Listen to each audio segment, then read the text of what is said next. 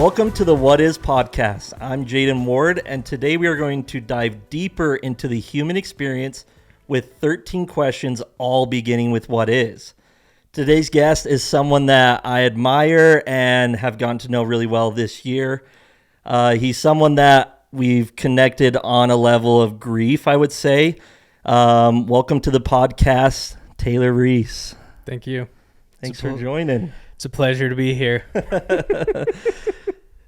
We were just talking about it, but it is weird having you sit here. Yeah.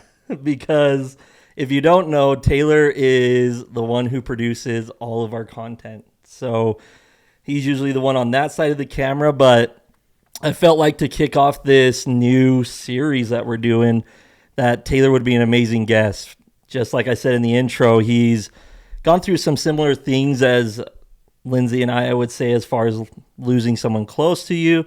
But yeah, plus I think you're an interesting dude. Thank you. So, yeah, we do have a lot of shared trauma, if you will, and honestly similar backgrounds. We're from the same area, and anytime we get talking about something, it's like, I did that too when I was a kid. Like we grew up really very similarly. So yeah, so it's an honor to be a part of this podcast, and I'm excited to keep producing it after this episode. So yeah, this is dope. Yeah, it's dope. I think that you're the first guest. It feels right. Yep. It feels right. So, okay, should we jump into the first of the 13 what is questions? Yeah, let's do it. Okay. I'm ready. What would you say is a book that has profoundly changed your perspective? So I've read a lot of books, but mostly like fiction, fantasy, not a lot of like self-help. Like I've started a few, but never like really gotten deep on any or like really tried to implement. So like I would say some of the like profound things that I've gotten from books has been like deeper meanings in books. You know what I mean? So because they're not necessarily a book trying to teach you that meaning. It's more. Yeah. Well, it's like underlying meanings that like maybe are there. And it's actually earlier today, I brought up Animal Farm and you said you've never read that book, but it's a book about the Soviet Union and the way they behaved, and treated people in the Soviet Union, but it's based on like animal characters. Like the pigs are the leaders, the horse is the workhorse. Really? Like, yeah, so that's not necessarily I want to say is the book that I'm picking for this answer, but like I like books like that like they drive home that meaning without actually saying it. You know what I mean? So when I was thinking about this question, I was like, man, what are some? And one that came to my mind was The Giver. Have you ever read The Giver? The Giver? No, I haven't. So it's a book about this, like, it's a dystopian world where like they are like very controlled by this dystopian government and stuff. And they came from our world. So it's just evolved to this point in time. And they have one guy that I got to back up. Everyone is assigned a job like as soon as they graduate high school. And there's one guy, his name is The Giver, but no one really knows about him. And is he the guy that picks? No, The Giver is the guy that knows everything. So they they give him all the knowledge. They give him everything to know, like the past, everything, like, because they can't really see color even in this world. Like it describes that in the book, and then they made a movie, and like a lot of the movie is black and white at the beginning. Interesting.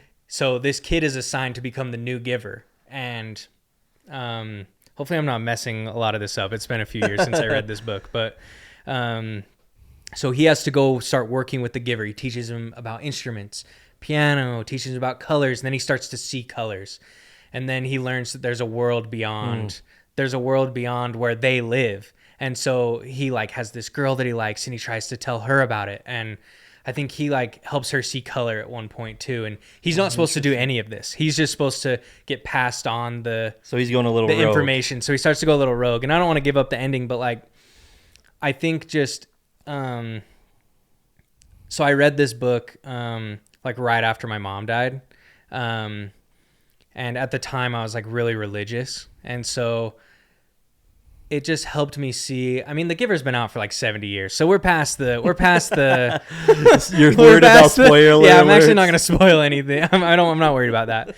He's just able to break out and like almost become free, and I feel like I've experienced that in my life around that same period of time of like breaking out of something you've always known and always been taught, and just like understanding that there's more out there than what we're like, because your worldview is just skewed. Everyone's worldview is skewed, you know. It's just what you're told or what you're taught as a child.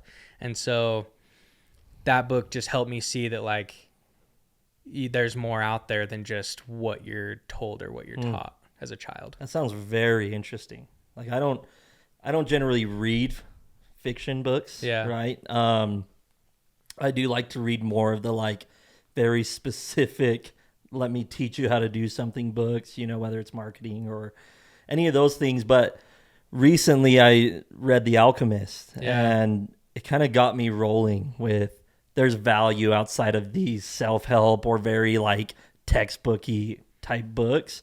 That's very insightful.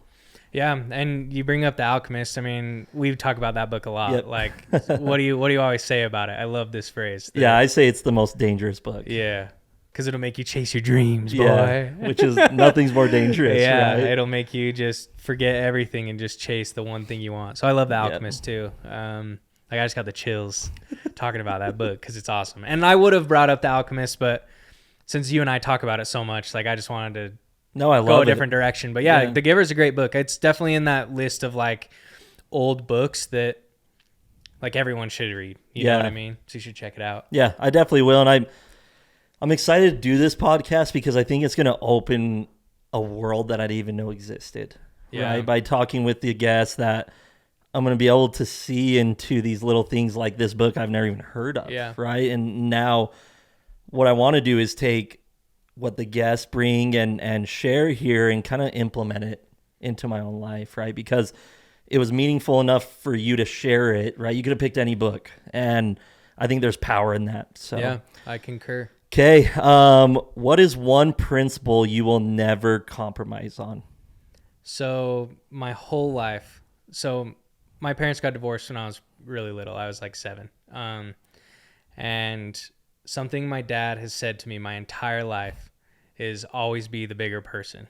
Like, it is very rare for me to, like, I can't deal with confrontation very well anyway. So, like, to a fault maybe at sometimes, but like I like go out of my way to like in a situation just like, yep, it's all good, man. Like I don't want to stoop to someone's level. You'd rather just and again, I think that as I'm getting older, it's almost to a fault, like because my dad taught me that, but he also didn't like take shit from people, you know? Like, so he found the balance. I think he found more of a balance, maybe even a little more on the unhinged side. Because I've seen my dad like stick up in public to random people, you know? Like not anything like fist fights or anything close, but like, and that's not something I would do. But I just, as a kid, he taught me like just always be the bigger person. He wasn't one that like you've told me your dad said, go kick that guy's ass, you know? And like as a kid, my dad just said like, oh, he's got to be the bigger person, man. Like, and so I've definitely been like a turn the other cheek kind of person. And as I'm getting older, I think I'm learning like I need to learn how to stick up for myself better. So I don't think that's necessarily like, what was the question? Giving like what's one principle you will never compromise on, and I don't think that's compromising. I think it's just knowing when I'm not compromising. Yeah, I think it goes back. I heard a quote the other day. It's like people will treat you in a way that you tolerate, right? So you get what you tolerate in life. So if you allow people to treat like crap or be a bad friend, that's what's going to happen to you. But the minute you stop tolerating that stuff, I think that's kind of where that shift happens. And yeah, we were raised, you know, like you said, my dad, we'd be driving to football, or I'd tell him, this kid said a yo mama joke to me the other day, and my dad would be like, well, go kick his ass. Yeah. Right? And it did benefit me in ways where like I felt like I could stand up for myself. But also, I think I was just lucky enough to have a personality that I'm still a people pleaser, right? Because if I was always the person that's like, I'm the alpha, right? Like that personality does not drive well with me. Like if somebody is willing to make situations uncomfortable unnecessarily, that's someone I like avoid 1,000% because I don't want to even have that interaction with that person. That's a great way to put it. Like if that other person is making it to that point, then like it's a no-go. Yeah. So love it. I think it was great. Yeah. Okay. What is the greatest trial of your life? And this question I know, and I'll kind of give maybe a little bit of a backstory. Is that cool? Yeah, go with ahead. These questions is like, I sat down and I knew kind of the premise of the podcast I wanted it to be based around similar phrases that really dive into what shaped you, right? Mm-hmm. And so I sat down and I think I started with like 75 questions and narrowed it down to these 13. And I think this is one of the things that's just part of this human experience is trials, right?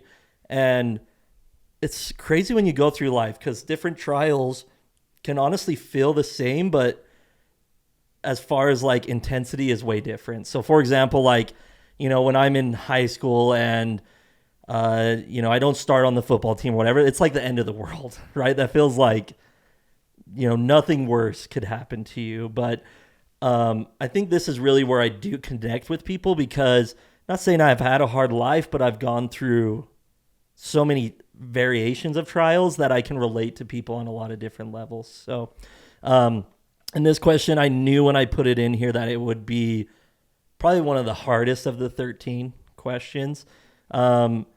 Because it's not easy to talk about the hard spots in your life, you know? And like, even for me as a listener, it's hard for me to hear these things, but I've found that nothing really bonds me with someone more than hearing about their trials, right? For some reason, it just makes me connected to them. So, that's just a long way of asking. Yeah. What is your greatest trial? So there's a lot to choose from, I feel like, you know. I've been joking with my friends a lot lately because we'll like play video games or something and I'm like just complaining about I try not to be a complainer, but like my friends, I just keep them updated on what's going on. And lately I've been like I don't want to be that friend that it's always something, you know. Always has something. Yeah, it's always something with Taylor. So I don't really bring that up for any specific reason. It's just that's been on my mind lately. I guess I bring that up because I just said there's a lot. Like I've been through a lot. My parents got divorced when I was little, as I said, and my dad is in recovery. We have a great relationship now, but when I was little, like that was really hard. But you know, I've lost friends, like not they didn't pass away, but like I've lost friends in ways that like I didn't expect they weren't going to be my friend anymore. But I obviously the hardest one is losing my mom. Like that was really tough. But yeah, I mean, my mom raised my sister and I because my parents got divorced. So we're mostly with her and yeah, it was awesome. Like we had a great life. My sister and I are super close and we didn't really go to church growing up, but then when I was a senior in high school, like all my friends were getting ready to go on missions. And so I was like, I'm going to go on a mission. So I went. Yeah. And that was great. We'll get in. I'm sure maybe we'll touch on that later, but like my mom was diagnosed with breast cancer while I was gone. And while you were on your mission. So I was in the MTC. That's right. I had been in there for like, I don't know, probably 2 or 3 weeks. Oh and my gosh. Yeah, so that was tough. But they let her come in and tell me. Like I thought my sister was dead. No way. Yeah, because so they like hey, Taylor, called me to the front, separated me from my companion. My mom and my dad are sitting in there, which like they were like fine growing up. Like they like co-parented in a very like great fashion. But like they're both sitting there, tears in their eyes. I was like, holy shit, my sister's dead. Like she was not dead though. She's still with us. And my mom told me she had breast cancer and I was like, damn. Like, And so my mom wasn't really into the church, like after my parents got divorced. Yeah. She was more spiritual, like just in general. Like she did a ton of yoga and stuff. So like she was still, and she listened to the radio station around here, 100, I think it's 100.7, 107.5, K-Love, I think is what it's called. Listen to a lot of Christian music. Oh, it's like Christian music. Yeah. Okay. So that was cool. But she just told me, even though she wasn't necessarily like a believing Mormon, she was like, you have to stay. Like, you have to go. Oh, wow. I was like, okay. So it was important for her to... Yeah, like I think it was important for her that I like still, like she didn't throw me off my life path, you know? Plus And at the so- time, what extent did she know as far as the cancer? I mean, it was like, I don't know what stage it was. I feel like stages are a little like wonky. Yeah. Like one of my friends just got stage 4 cancer a year or two ago, and now he's like, In remission. hey guys, I'm doing great now. And like, it is what it is. Yeah. Like you honestly just never know. But it was like severe. Like they did a double mastectomy. Yeah. Took both of them off. I'm Okay. pretty sure. So she knew it was serious. Yeah, it was very Yeah, serious. And then she started chemo, lost her hair, and like I was on my mission for all this, and that was hard. Like, Yeah. I mean, I was in Ukraine. Like, the time difference is like 10 hours. It's so far. Like, Plus the communication is minimal. yes, and so back then, like, you couldn't call except on like Mother's Day and Christmas. So yeah, that was really hard. Like looking back, I don't know how I did that. Like, I don't know. It was crazy. Because the mission is already so hard. Yeah. Like, adding anything on top of that is Yeah. astronomical. Like, it was so tough. Luckily, and so like also keep in mind, I didn't like know a lot about the church. Like my first companion. Okay, talk about that. My first companion, his name's Aiden Houston. Okay. Love him. He's a year older than me. He's so smart. Like he's from DC, different area. And he was your trainer then? He was my trainer. Okay. But he'd been on the mission super short too. Like our mission had closed for a while because Russia interesting. invaded back then, just the southern part, southeastern part of Ukraine. So like the mission was young. My trainer had only been out for a few months, but like he was awesome. Like I didn't know anything about church really. So like he was like, as far as teaching understanding me. the doctrine and Yeah, like I like had a testimony and was like, yeah, this is awesome. But like we'd be in companion study and I'm all, what? Jesus came to America, which is like the basis of the LDS Like the religion. cornerstone. Yeah, it's like the cornerstone. I was like, Jesus came to America? And he's like, yeah, man. Like other missionaries would have been like, Yeah. what are you doing here? What the heck? You don't know that? You know? So like, he didn't make you feel dumb. yeah. So, Yeah. and I didn't know that he didn't make me feel dumb for a while. You know what I mean? Like I was Interesting. completely oblivious. I was just like, that's awesome. This is just how it is. like, this is cool. That's And so interesting. like I do think, and we can get into like beliefs or whatever later if we do, but like regardless of what I believe, like that was like, you know, universe, divine, whatever intervention you want to call Yeah. it. Like I know that was like happening either like it wasn't really coincidence, you know what I mean? Totally. Like I was really young. I was 19, didn't know a lot. Like I was from Utah, like, and his parents are like both scholars. So like he was so smart and just helped me out a lot. And so I think like I had the right person at the right time because we were together for 3 transfers. So No way. yeah. So what is that? 18 weeks. Yeah. Like, yeah. So that was just like a really key point. I think it helped set the trajectory for me to like deal with this trial. Cause like, obviously I was really hard. Like every once in a while, like mom shaved her head, like she's bald. Like shit. Yeah. You There was know? milestones that I'm sure Yeah. kind of shook you. Yeah. And like, then like May was Mother's Day. That was tough. Then I didn't get to talk to her again until Christmas later that year. So like that whole year of 2016 when she was in the thick of it, I only talked to her in May and December. Oh, wow. You know what I mean? As And she's going so, through all yeah. this. And so then by like early 2017, I think she was technically in like remission.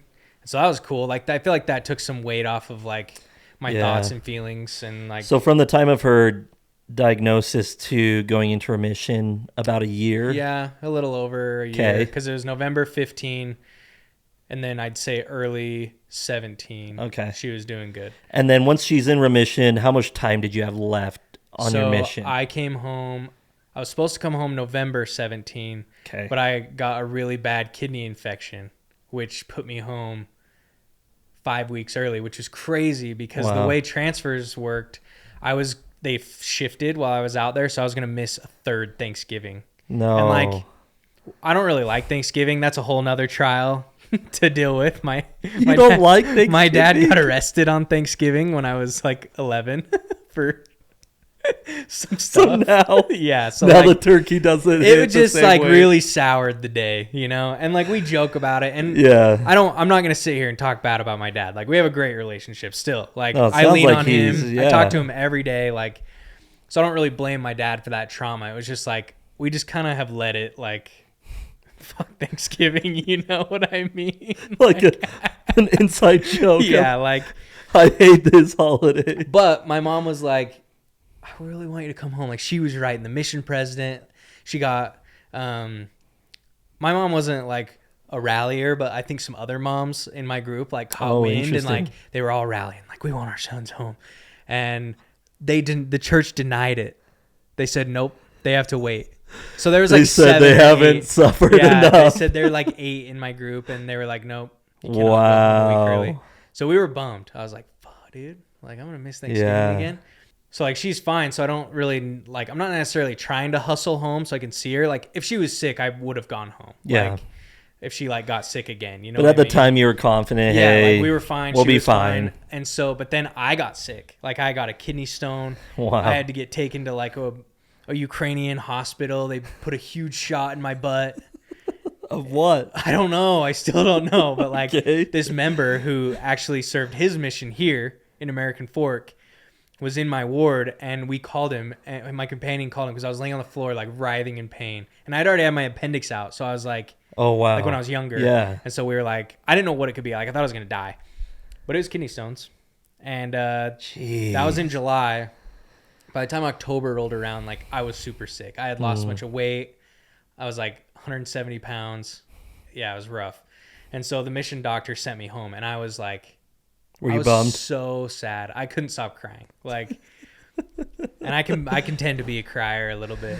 Me too. This is a long story for my one trial. I'm really Keep sorry. going. This is great. I feel like it just takes some setting up to like tell the frame of my mind and where I was in life. You know, it's not just like my mom died. You know what I mean? Totally. So, there's way more to it. Yeah. Right? And so, like, I got sent home a week after my 21st birthday. So, like, I got home and I was like frail. I was sick. And like, I was the only one traveling home. Like, I wasn't with a companion, just came home by myself. So, yeah, I got home like, I think it was like October 21st or 20th of 17. Okay. And yeah, like, we just hit the ground running. Like, so keep in mind, my mom and sister like weren't. Oh, also they both got married while I was gone. My mom and sister. Both. So both of them. Yeah. So my mom had been with her boyfriend for like 10 years.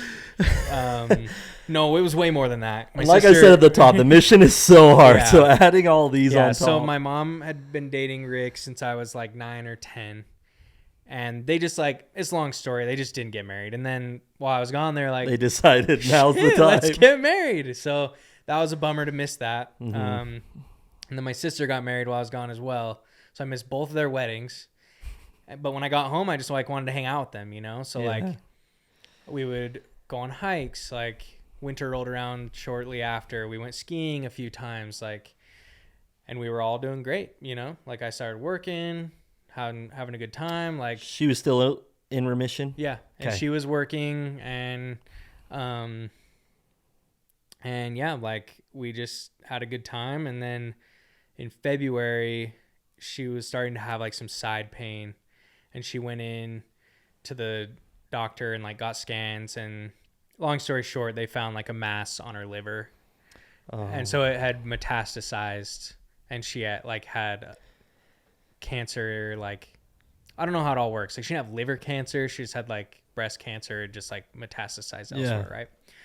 So they put her on like a lighter form of chemo. It was like an oral chemo, and she wouldn't lose her hair. And so she would just have weird side effects, like her feet would be like really red and feel like they got burned, and like she'd have dry mouth or whatever.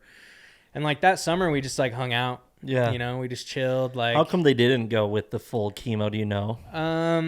Was it because I don't know. I think she'd it was already like done so much chemo that yeah, they're like, and I think it was just like a quality of life thing. Like, I don't think they thought she was gonna die. They were like, let's just like go a little Interesting. more mild. I don't know. Like, but then like she was doing great, and all of a sudden, like the end of July was like not doing great. Like, so was it kind of quick yeah, as far as her taking a turn? yeah. So she like went in, and I was like driving her around everywhere, and she was super sick, and her doctor like decided, okay, like let's start for real chemo. And so I think that like exacerbated everything and like made her like more sick, because she just started to not do very good. And so that was all like the first week of August, and then they admitted her into the hospital. They were like trying everything, and my sister's a nurse, so she was like involved in all this. And I was just like sitting on the sidelines, you know, like I didn't know Just observe what was going on. Yeah. Like, I just, you know, there's a lot to unpack here, but like, I thought since I went on my mission and stayed the whole time, and like my mom told me to go, like, I just had a lot of faith that like we were going to get more than, Yeah.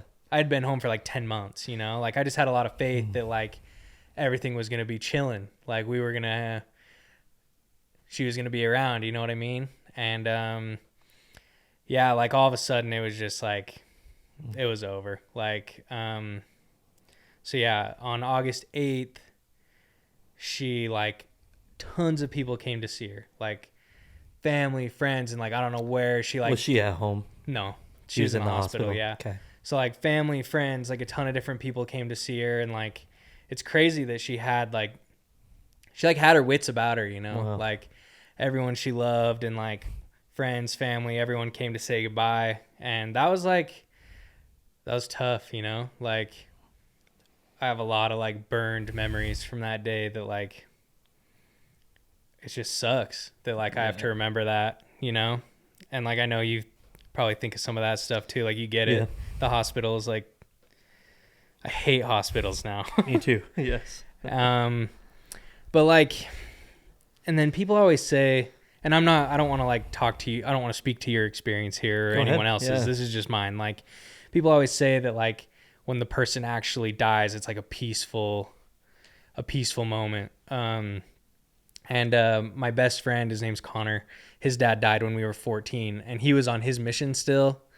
And he didn't care about the rules. He called me and he's like, hey man, like I hadn't talked to my best friend for like 3 years, and you know, I'm just crying. That's probably in the very hospital. insightful though from his perspective. And he was like, he said that like the people that come into your life because of this, like I know it's really hard to hear, like you're losing your mom, but like the people who come into your life because of this, like they won't if this doesn't happen, basically. And I was like, shit, dude. And like I've seen that, you know what I mean? Like I look back since August 2018, and like there's just like so many people in my wake of like I never would have met that person. Like they wouldn't have been there for me. My aunt and uncle, Julie and Tyler, like my parents now. You know, like there's so many people I wouldn't have met, or like things I wouldn't have experienced. But like still, you know, as you know, you'd like give it all back. Like, yeah. So she died in the hospital, and like it wasn't a peaceful moment. It was not peaceful for me. My sister is like, yeah, that was a peaceful moment for me. I'm like, fuck no, that was not peaceful. Like it was so shitty. I couldn't even breathe. Like, and then traumatizing. Yeah. And it was just, so like everyone had left just randomly throughout the day. Like we also brought my cat, my mom's like my family cat, Snuck in like the cat, right? But like someone had taken my cat home. My dad had left, my uncles, my mom has 6 brothers. Like they had all left. It was just me, Kelsey, and Rick. Me, my sister, and my stepdad. And like, she finally died, and like, my sister and I got a ride to my aunt and uncle's, and like, I just like laid on the couch in my aunt's basement and I just like screamed into a pillow, you know, like, you know, you just like can't control it. And like, Yeah, you're not even there.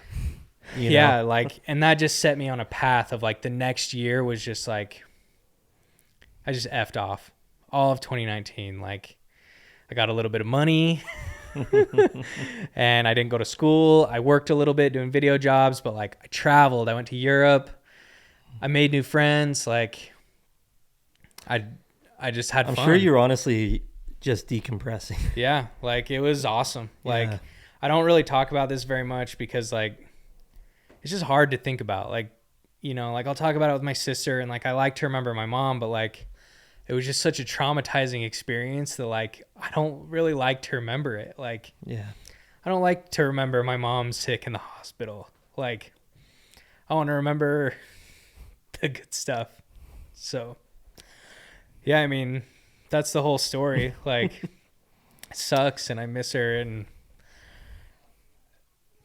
you know how it is, man. It's just opposite. But luckily I had her. Yep. So it was dope. I had a great childhood. Had an awesome childhood. Yeah. My mom was the best. So, but it sucks. That's really all I tell people. Like I've had friends lose parents and I tell them what my friend told me. Like, you know, your life will change in ways that like you can't imagine it would be different. But like, I just tell them it sucks, man. Like there's nothing else I can tell you besides it fucking sucks to lose somebody. And things just change. Like you just become different and, you know, you just view the world differently and things you thought you knew, like truths about your religion or church or what you thought life was, it just changes. And people can try to tell you whatever they want, but like, yeah, it's hard to find the light sometimes. I hate to get dark here, but No, I think you're honestly saying it very eloquently, dude. Like, thank you for sharing that, honestly. Yeah. I know, like you said, I don't like talking about it either. yeah, it you know? sucks. And like something interesting about us is Royce died like 30 days before my mom did. Yep. And like that's just such a weird like coincidence that we are in the same stage of our grief journey. And like, Yeah, the timelines are eerily yeah, it's weird. coincidental, right, between us. Yeah. Dude, thanks again. Yeah. Appreciate you sharing that, honestly. Yeah, and I think you hit it right on the head. It's like nothing would make me more mad than people be like, this happened for a reason, you know? And it's like, well, that reason freaking sucks, Yeah. you know? So, yeah, I think, and it's important for people to hear that. I think people want to hear that when they're going through hard things, right? The last thing they want to hear is just, you can do it, bucko, and, you know, this is your trial, right, to face. It's like God gives his toughest trials to his toughest soldiers. Like, no one wants to hear that, right? And I think it's important to talk about the reality of it. Of like, it wasn't peaceful for you, right? And like, no, others obviously have had the same experience where it's like, no, when I was with my loved one and they passed away, that sucked. Like there was no peace there, like pure turmoil and trauma. Right, from that experience. Yeah, like something you'll never forget. Like it's burned, and it's enough that like I don't want to talk about it. Like I like to talk about my mom, but I don't like to talk about the hospital. I don't like to go to hospitals. My mom's dad, my grandpa, he died in the hospital last year, and like when I walked in that room, like I started uncontrollably crying. Like obviously I love my grandpa, and I'm sad that he passed away, but like it was. Like, I don't want to sound selfish, but it was more about my trauma in that moment where I was like, I can't be in here, you know? Like, on top of the trauma, like, my grandpa was in the hospital bed. Like, I just couldn't do it. You know what I mean? Yeah. And I think it'll be that way, like, forever. Yeah. And I think you said something interesting is, like, you'll never be the same, right? And I think that's something that I've really had to, like, come to grips with, is understanding that Jaden that was there before Royce's death is almost died with him, right? It's how I kind of see it. It's like I will never be the same person, right? My emotions and my, beliefs and everything that day in the phrase "your world's turned upside down" like means or hits so much harder, Yeah. right? Where because literally everything I thought, every belief I had was then challenged in an instant. Yep. Right. Thank you again. Yeah. That was, I think, honestly, like I said, I think you said it in a way that people are really going to relate to, where it's not fluffed up or, try to make it as sweet as possible, right? Because it wasn't. So, what is a quote that has benefited you personally? So, this is more of like a last few years kind of thing. This is more of a positive take. Oh, interesting. On like losing my mom. She was a big fan of this artist called Nako. Okay. I think he's Nako, but then it's like Nako and the medicine for the people. That's his band. It's like he's a solo, but then he has like his full thing too. And my mom was a big fan of Nako, and her favorite song, like there's a quote from it that says, "I believe in the good things coming." And so my sister and I just like, I mentioned a second ago, we've been through a lot of hard shit. Like we're very close. Growing up, we never fought. And especially since my mom died, like that's a quote that we just kind of lean on a lot is, "I believe in the good things coming," because we hope that things will get better and better. So out of all the current quotes, that's definitely like number one. I love that. And I think that leads perfectly into our next question, which is, what is something little a person can do every day to increase their happiness? That has worked for you, right? Yeah. I would say generally I'm like I'm ready for life every day, like I don't want to waste time. Like I try to be pretty positive and happy and excited for life. And I think just like doing things you love is like, for me, that's what keeps me going. Like going back to the mission a little bit, every single day I would walk past like a little gas station type thing, just like a little hole in the wall, 7-Eleven, whatever. And I'd grab an ice cream because I knew, except during the winter, it's really cold in Ukraine. I just knew I needed something to like spice up the day. And it's not really food always, but just like, I need to laugh, whether it's at listening to something, talking to my friends. Like I have a group chat with my friends that we talk in every day, and like just doing things and remembering to like take care of your mental, your MH. Yeah. Like that keeps me going every day. Just like making sure every day has a little bit of something that like, yes, like this brings me some good vibes. Those small wins. Yeah. Just like, playing video games with my friend, having a date night with Meg, like going to see my dad and watching football, hanging out with my sister, like, or just even a phone call, like. And that's what's cool about We Do. I feel like I'm always like getting the chance. This is the first like chance in my life where I'm like editing and shooting all the time, but it's like something I want to be editing or shooting. You know what I mean? Like every day, like it's so fun. And so that honestly just fills me with joy. Love it. Like, yeah. Okay. You talked a little bit about your personality and kind of how you were raised and, you avoid confrontation, but what is a trait that you're most proud of?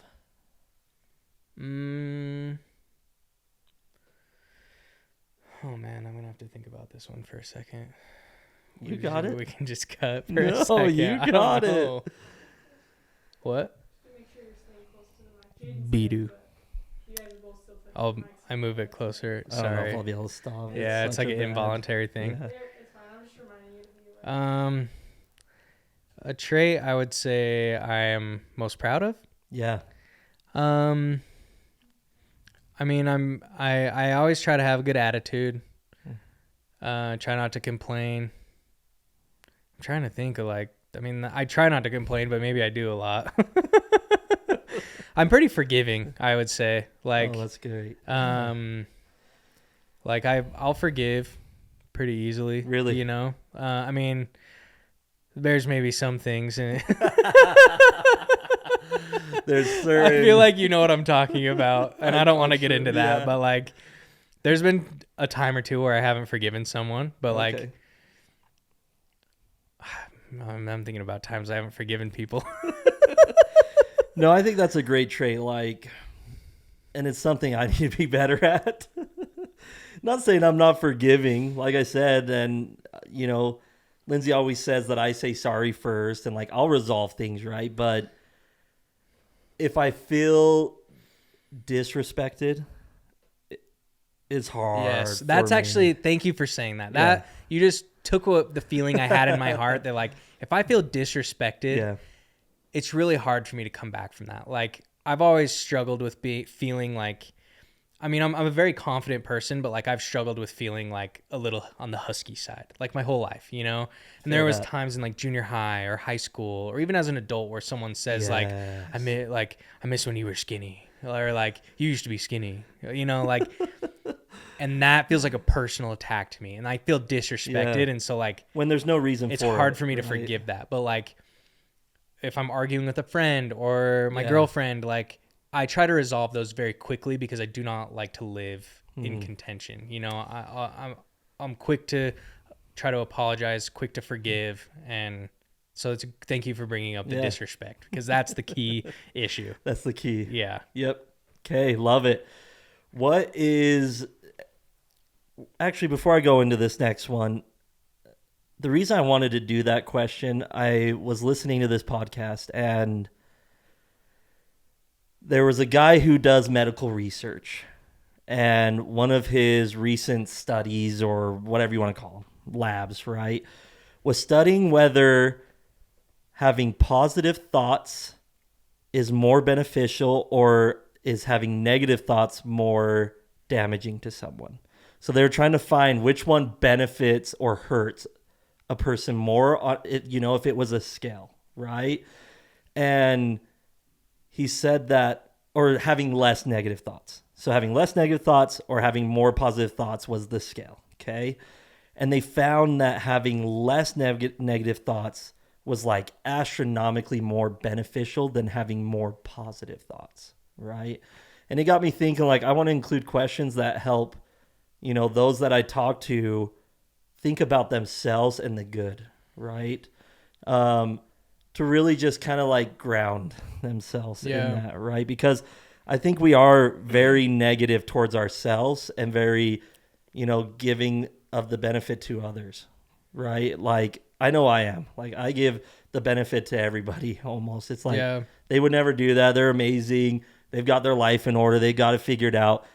And then my self-talk can be very harmful, right? Where I say like, gosh, dude, get it together. Like, you should be so much farther ahead in your life. And, there's a lot of that happening. So I just wanted that question to be in here just so that people do reflect on themselves in a positive way, right? So next question is a little bit lighter, I would say, which is, what is your approach to rest? And again, I included this because all these podcasts about work ethic and the grind and, alpha, and I think it's important for us to talk about not just the hard work, but, the rest ethic, not just work ethic, right? So again, what is your approach to finding rest? I would say like, I will work hard. My mind is going to like editing and shooting video, because that's been like the theme of my life lately. And I will like grind to get stuff done and like feel like they're done, and then like I feel like I can rest my weary head. You know what I mean? Like, I want to get stuff done and then take a nice break. Is that kind of what you mean by that? Or like, you mean like the preparation, or like, what do I do to rest, or what do you do to rest? But I think that opens an interesting conversation of like, it's hard for you to rest if you have things on your plate. Yeah. You're not able to just push that aside, go rest, come back to it. Yeah. It sounds like that's something that you have to get out of the way for you to be able to like, okay, now I'm ready to rest. Yeah. That's definitely how it's been. Like, for the last little while. Like, I want to make sure I get stuff done, and then I can turn on a movie or sit on the couch or, you know, play some video games or just chill. Like, I think I just need to kind of get things done. Then I can chill, you know? Do you think that served you or hurt you? Having that kind of mentality. I think time will tell. Like, I don't think it's like the most sustainable, and like, you're involved in this, you know what I mean? Like, we work together. So like, I think as we develop systems, like, we just kind of found some different softwares that'll help us, like, that takes editing time off of me, like, or, you know, whatever it is. I think that'll start to alleviate that a little bit. But like, right now I'm not suffering. Like, sure, there's been some times where I'm like, dang, like, I was just editing for a long time and like, now I need to sleep. But yeah, I think just for in the long term, like, I don't want to edit for 10 hours straight for the next 10 years. Like, so I think as we continue moving forward and like building systems and automating things, then like, it'll make a lot of that better. And like, yeah, so I'm looking forward to that. But I do like, I like the grind right now. Like, at least I'm not like digging ditches or doing manual labor or something. Like, this is awesome, you know? Like, I'm loving it. So yeah. Yep, I love that. And it's funny you brought that up, because I actually had that thought recently, is like, yeah, I work a lot, right? And we are on the grind, but comparative, right? Yeah. Like, I've worked some crappy jobs, right? That I work probably half the time I do now, but I would never trade what we're doing now, because, yeah, I mean, it's sitting at a computer, or, you know what I mean? Like, I think it's just a perspective thing for sure. Yeah, like, I built pools during COVID when, you know, there was no video work. They sent us home. I was going to school at Utah State at the time. Came back down here, and my buddy was digging holes for pools. And like, I got in on it for a while, and it sucked. That's hard work. Like, it was so dumb, but, you know, it made me appreciate editing and whatnot more. Not digging holes for pools anymore. So cool. Okay. What is a moment where you'd say you felt or experienced pure joy?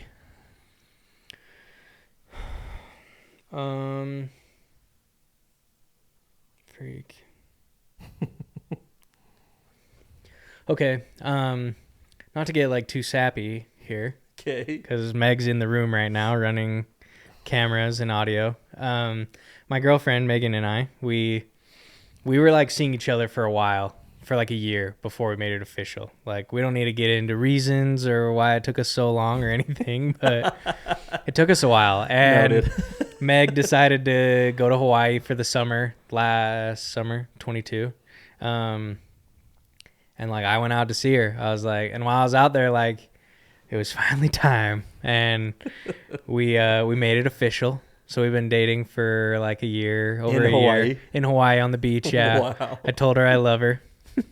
You did? Yeah, I said, you know, we've known each other for a while. We've been seeing each other. We've been all over the place. Whoa. And I was like, I love you. I want to be with you. And we were just sitting on the beach. And did she? She said, yeah, let's make this official, man. That's actually not how she said it. How romantic. Did she say I love you back? Did she say I love you back? Yeah.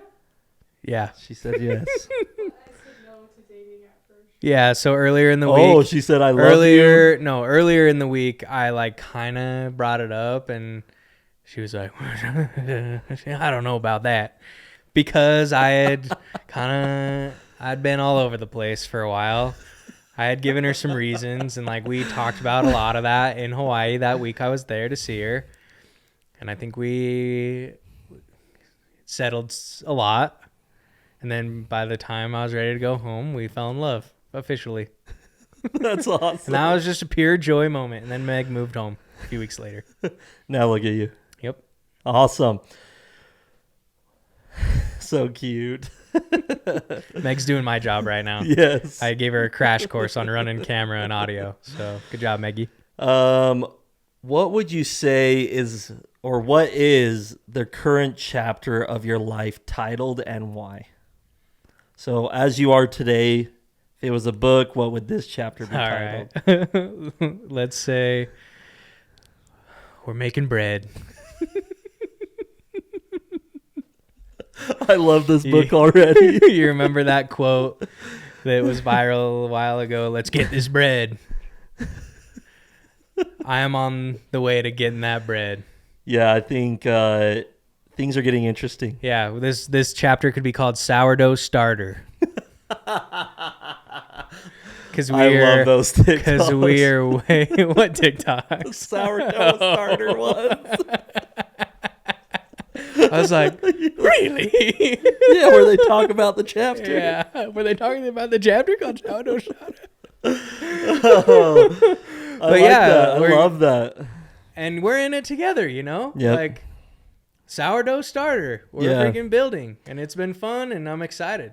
Yeah, I'm excited too. Like, I've done a lot, right? Obviously, in my career. Yeah. Like, I've gone through so many different phases, right? And had a lot of success and failures and, you know, everything.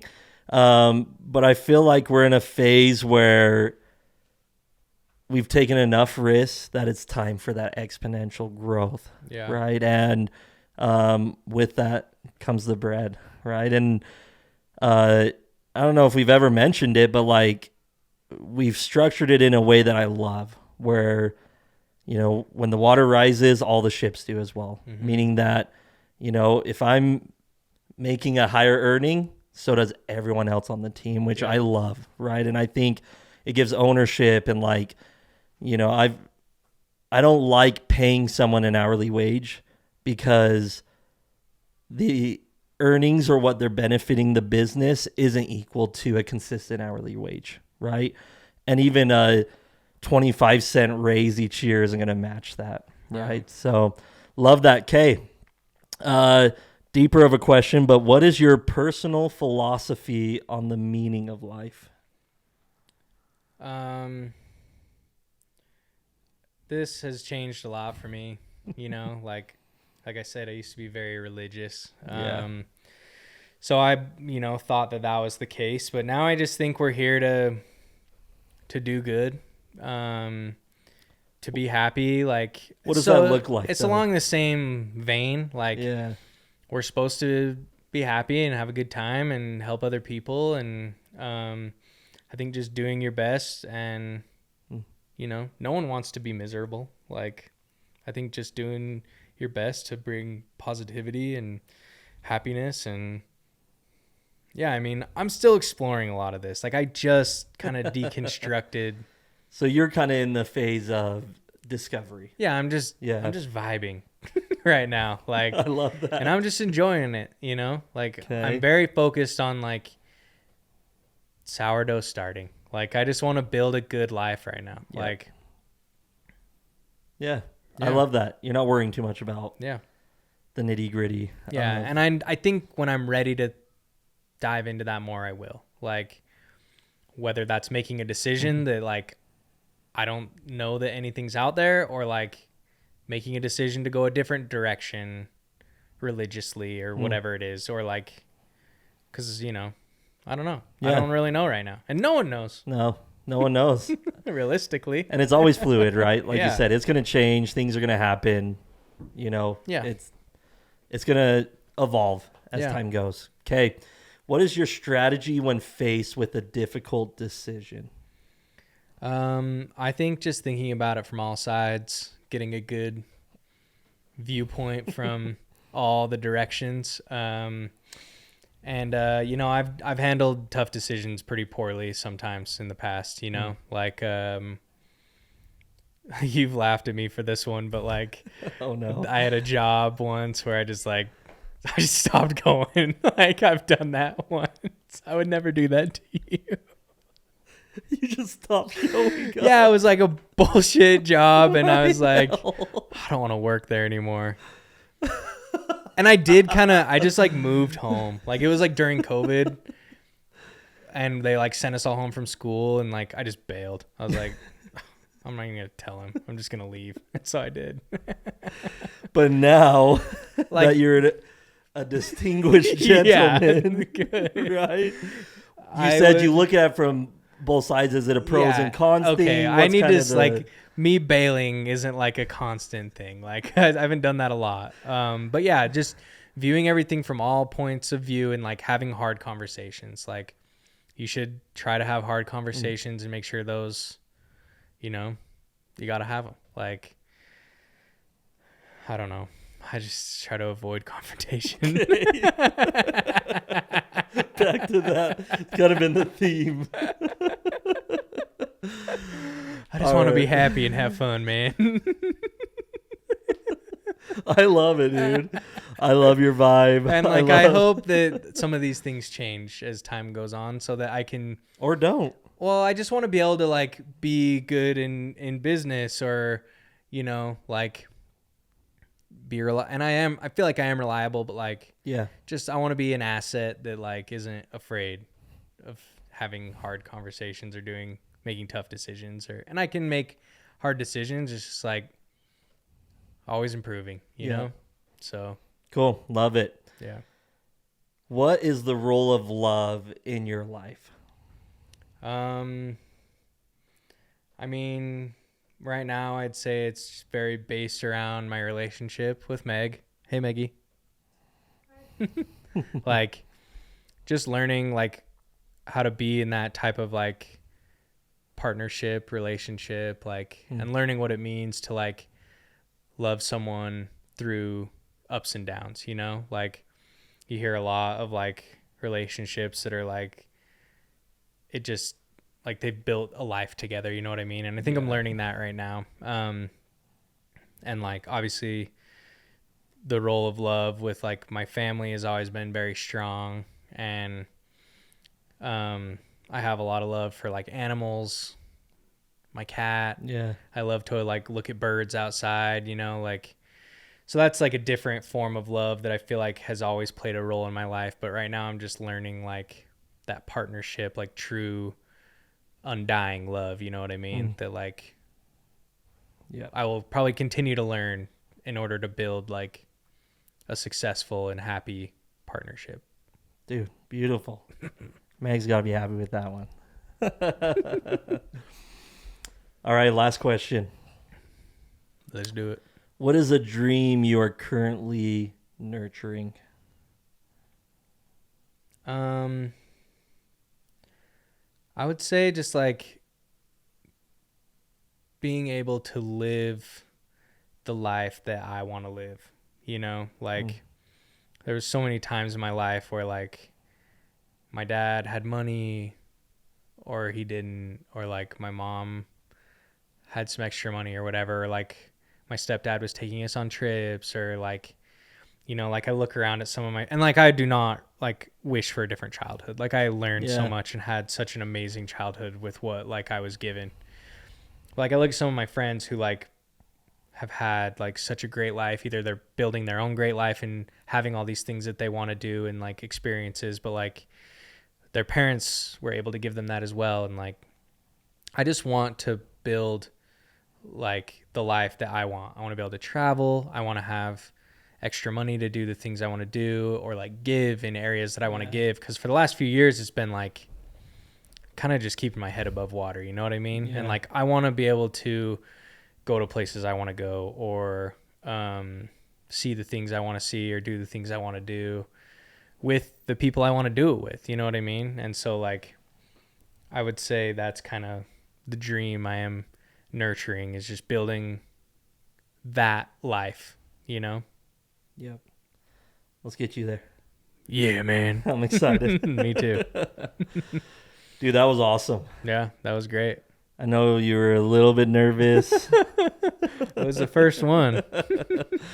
But no, I think this has been amazing and super enlightening to me. And that's what this is all about. I want to be able to ask these questions, to help you as well. But I also pulled so much from this, right? Yeah. We spend so much time together, but this has been really awesome to get to know you on even more of a personal level. Thank you. Yeah.